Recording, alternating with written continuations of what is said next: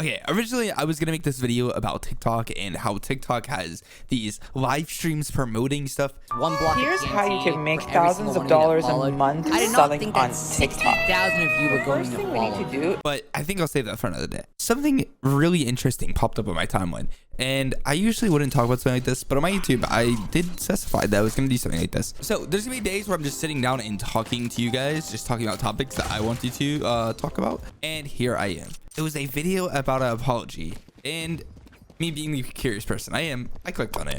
Oh boy, was I ready for what was about to happen. Hey guys, this video has been a long time coming, and this is something that I've been wanting to talk about for a while, but I want to use this video to address a lot of the allegations that are out there and debunk them as well. I don't want this video to be excused as an excuse or victimizing myself or anything like that. I just want to give you guys my thoughts. This is no more PR teams, no more anything like that. This is just Sander. Yo, this guy has a whole PR team at 800 subs. I'm doing something wrong. Oh my god. This isn't sulky. This is Sander talking. And I want to be as transparent as possible. But I wanted to explain through exactly what happened, the reason why I did it, and go from there. For those who are unaware, in recent months, a woman by the name of Isabella has been throwing around some serious allegations against me. I've known Isabella for a long time, since maybe 2016, 2017. Isabella was one of my acting friends. We went to acting classes together outside of school as like a free time activity. She quit the acting thing at around 2018. We continued talking after this point. This isn't when I was making any remarks towards her. This was just where I talked to all of my friends, and you know, I was that guy that had streaks, and I just wanted to make sure that our streaks were good, because back in 2018, that's kind of what people did. Okay, I'm not knocking the guy here, because everyone had streaks in 2018, but let's keep listening. Earlier this year, we started talking again. We randomly hit each other up, and we became really close, you know, even closer than before, and we were really good friends. Fast forward a few months, and we started flirting. I don't remember exactly who started it, but it did go both ways, and I'll put some messages up just to show. We had called a few times, we texted very frequently, and around May, June time, if I remember correctly, we had planned to meet up. There were a few days we had planned to meet up, but due to some inconveniences, which I don't know if they were true or not, but first time she was sick, second time some personal things that prevented us from meeting up. Okay, so a normal person here would realize they got ghosted and move on, right? Right? The day we were supposed to meet up was this one, where she said that her dad was going to come pick her up, and then she would be at my place. The rest of the day I heard nothing from her. At all. And afterwards, admittedly, I didn't handle it the best way. I called her up a lot of times, and I sent these messages. Whenever she had dipped and I didn't hear from her, I sent her this. This isn't me. That's not right. It's something that I completely regret. I panicked. I was scared. I didn't know what to do, and I loved what we had so much that I didn't want it to go away. And I wish I could take it all back. But a few months pass. This happened around the end of June. This was around the time where I took my break mid-year, and I didn't say anything because this just completely broke me and completely threw me off. So not only is this guy broken now, he is now spam called this girl and spam texted her. I went on vacation with my family. I was starting to feel a lot better. My mental health was getting there again. And then in mid-August, this was around the time where I made my comeback, I found her TikTok. I saw that she had posted this. This was around the time where me and her were being kind of flirty in our DMs.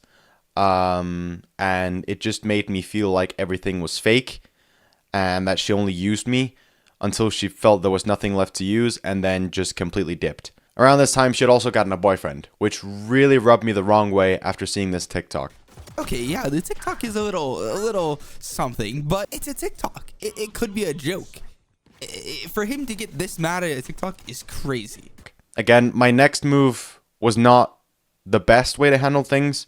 It was a petty move out of spite, but there is a Twitter account known as Wild TikTok Screenshots, and I sent the screenshot of this TikTok she posted to the account, and to my surprise, they actually posted it. And obviously in the replies, people were calling her out and shaming her, etc. And I sent her the screenshots, both the Twitter account posting it and the replies that were flaming her. She then posted a TikTok showing this DM saying that all she did was stop talking to me, so she didn't understand why I was so upset about it. These comments are now deleted, big surprise, but I decided to go in the comment section of that video and type out my side of the story, saying that she didn't just stop talking to me, she dipped after we had planned to meet up several times, and she had broken her promises, and I felt very betrayed. He then proceeds to go to her TikTok and write in the replies a whole response to her when she doesn't include his name or anything about him. I also wanted to give a shout out to my friend Christopher, aka Niffer Music. He has helped out a lot in this situation because after this whole thing happened, he decided to, out of his own free will, to go into the comment section of the video as well and say, again, these comments are now deleted, but he said that's what happens when you ghost a friend who was always there for you. Oh yeah, shout out to my friend Christopher that went into the replies and also harassed. Yeah, that sounds so good. That sounds great, doesn't it? Wow. I can't tell who's more of a fucking idiot, this guy or Christopher. Why are you helping this guy? Isabella replied with something along the lines of, stop pretending you know everything when you know nothing about the situation, to which Christopher then replied, tell me your side of the story then. And this is where she throws around a lot of serious allegations, so I would like to go through each point individually and debunk them respectively. In the beginning, she sets the stakes. Kind of just backstory about how we knew each other back in 2016, 2017, and how we went to acting together. She then goes off to say that back then I scared her and made her uncomfortable. Also saying that I was the reason she stopped going to these acting classes. She says here she never told me this, and she's downplayed it a lot because I seemed different when we started talking again. Like here she says that I scared her and made her uncomfortable back in 2016, 2017, but she has no evidence, no examples, no nothing to back up her claim. If I ever did something to make her uncomfortable back in the day, obviously that's not okay, and I apologize for that. Earlier this year, he texted me and seemed to have matured and grown a lot, so I gave him a chance. We texted a lot and it was fun, but he still gave me some weird vibes. Don't know how to explain it. Again, here, it's hard to disprove anything because she even says herself she doesn't know how to explain it, but yeah, if she can't give any examples of the weird vibes I supposedly gave her, it's hard to really have a response to that. If she got weird vibes, she got weird vibes, then just move on. That's all you have to do. Side note, we have a shared friend whom actually warned me about Sander and said that he was a total weirdo and I should keep a safe distance. Sander and I had talked about meeting up, but then I got a warning. I was on a date the night before me and Sander were supposed to meet up, and I spent the night at my date's house. I woke up and went home. I then talked it over with my dad about meeting Sander, and he said that it was a bad idea, so I made up an excuse and left it there. So now not only is she getting weird vibes, but a friend of hers is warning her about this guy. We were supposed to meet up a couple of times where she had to cancel the plans because of circumstances. The first time she said she was sick, and the second time it was personal things. But here she says she made an excuse and left it there. So I don't know if her being sick was just an excuse and if she was like fake coughing on calls and stuff, etc. But it's hard to tell if she was being genuine or not. Okay, I can't help. I think this guy's a joke. Oh my god. He's accusing her of fake coughing on call. I cannot tell if this guy's joking right now. Like seriously. But the nail in the coffin was after he first called me. We spoke for like 10 to 20 minutes and he was just as weirdly uncomfortable now as he was in 2017. He even said, alright, bye, love you to me. And that was too much. I don't love him, I never have, and I probably never will. I started to get panic attacks whenever he texted or called me, so I started lying and making excuses. I know that I should have done something else, but how do you think Santa would react if I told him that I found him creepy and uncomfortable to even text, let alone be around? This guy just said I love you to a friend in the first time they are calling. Are you serious right now? And you wonder why she's creeped out. You are basically a stranger saying I love you to someone. What? Now, honestly, there's not much to dispute here. Yes, I did say this, and it was never my intention to make her uncomfortable, and I'm sorry that it did. Even though we were flirty at the time, I didn't want to come off too strong, so instead of saying I love you like a lot of partners do, I just said love you, as that's usually what friends tell each other. So you didn't want to come off strong, so you changed the word I love you to love you. And that's completely fine. That is completely fine. Okay. Yeah. No, but okay. You tried. To show affection. And I am very affectionate with my friends, and I often express my love and appreciation towards them. And I understand not everyone takes it the same way. Some people don't like hearing the words I love you or don't like being shown affection or whatever, and that's totally fair.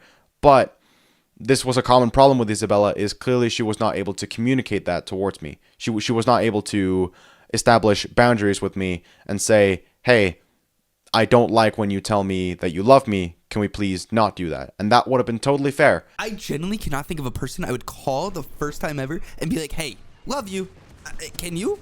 I genuinely cannot think of a person, anyone, not even like a family member. If I first time talked to this person, I would never say I love you to them. And I don't know who would not get uncomfortable by that. Like, what? How are you just going to tell someone that does that fast? But instead, she decided to play it off as if it was reciprocal and said, love you too. And it to me, it sounded very convincing when she said it. Maybe she's just a good actor, I don't know, but I never got the impression that she was lying when she said it. This guy is out of his mind. Like, this guy is crazy. Of course she's gonna say it. It's in the moment. You're just a good actor. Or this guy is a freak. I'm sorry. Now the next point. I started to get panic attacks whenever he texted or called me, in brackets saying she has severe anxiety. Now, remember at a previous point in the thread, she said that, or like she blamed me for getting anxiety for her not responding, which again, I disproved. But here she said she was not to be held responsible for my feelings, yet here she blames me for her feelings. She blames me for her panic attacks and for her severe anxiety. Okay, I didn't include this in the earlier in the video, but he did cover this. But at the same time, maybe, just maybe, she's blaming you because she cannot tell you, because you're crazy. You are fucking crazy. I would not be able to tell you too.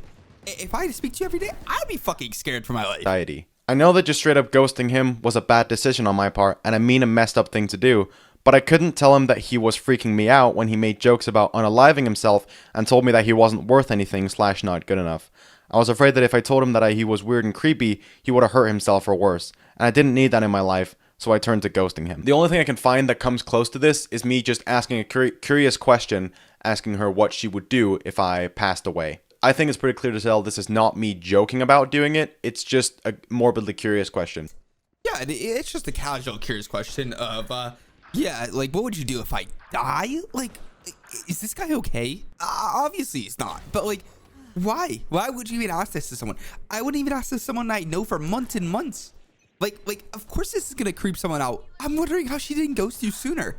I also did apologize for bringing it up, as it might have been kind of off-putting and random. Then a couple of days ago, Sander sent me a screenshot of my TikTok on a Twitter group thing, and he said you're getting flamed in the replies. He specifically chose replies that called me a SLUT, implying that he thinks so too. Now these are the 3 Twitter replies that I sent to Isabella. I understand 2 of them could imply what she was implying here, but the third one is literally just insulting her appearance. So saying that I specifically chose replies that were implying what she was saying here, it's just untrue and straight up slander. So not only does this guy send a screenshot of her TikTok because she ghosted him, mind you, just ghosted him, also sent replies from a Twitter thread of just blatantly hating on her. Plus, you can't be mad at people calling you this when that's literally what you're implying with this TikTok. It's like murdering someone and then getting upset that people are calling you a murderer. Yeah, great analogy there. Let's make a murdering analogy to a TikTok joke that she posted. That makes total sense, right? And also, by the way, he sent these replies to her. It's not like you're just like giving it to an account and whatever someone says. You are deliberately sending this reply to her so she can see it. Like, what is wrong with you? Now, I was going to give her credit. Previously in the message, she said that ghosting me was a mean and messed up thing to do and she should have done something else.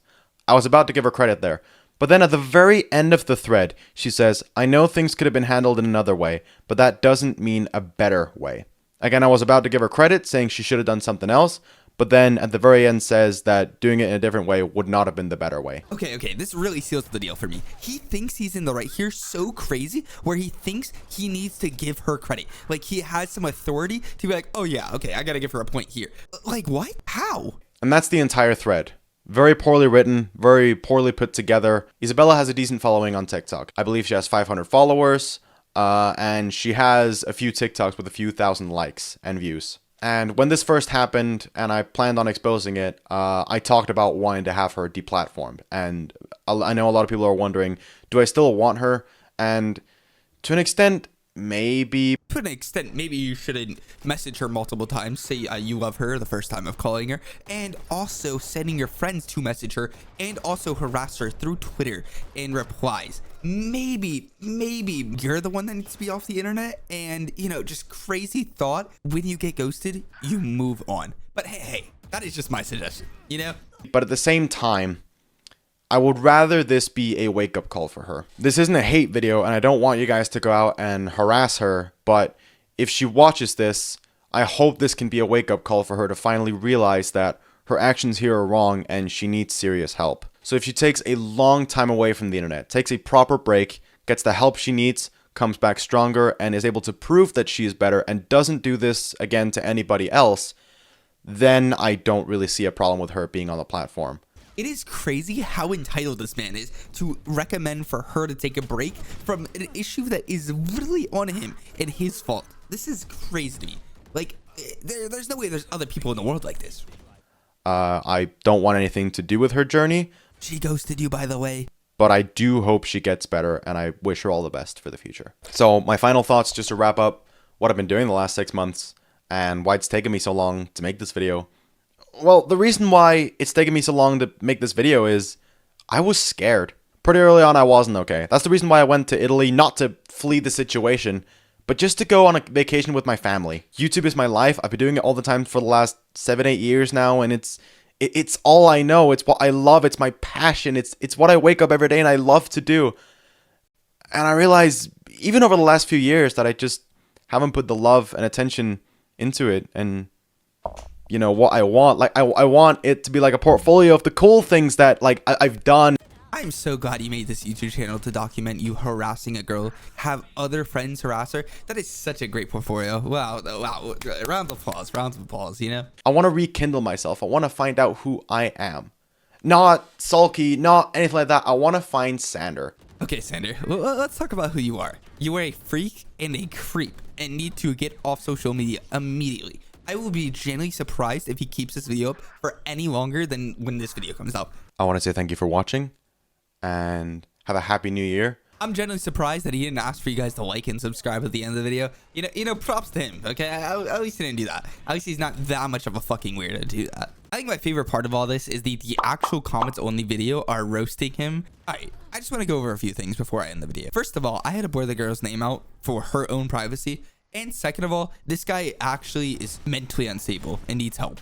And everything he did is not funny. I know I've laughed a few times in this video, but it's literally serious. And it's crazy that this guy still has the mind that he is in the right here. Like, people like this actually generally need help. This is definitely not the video I was expecting to make today, but I needed to cover something like this because it honestly shocked me. And just listening to his reply, really, as I got further and further, it got worse and worse. And I don't understand how you could make a video literally incriminating yourself. I don't understand that. And to you, Mr. Sander, please get help.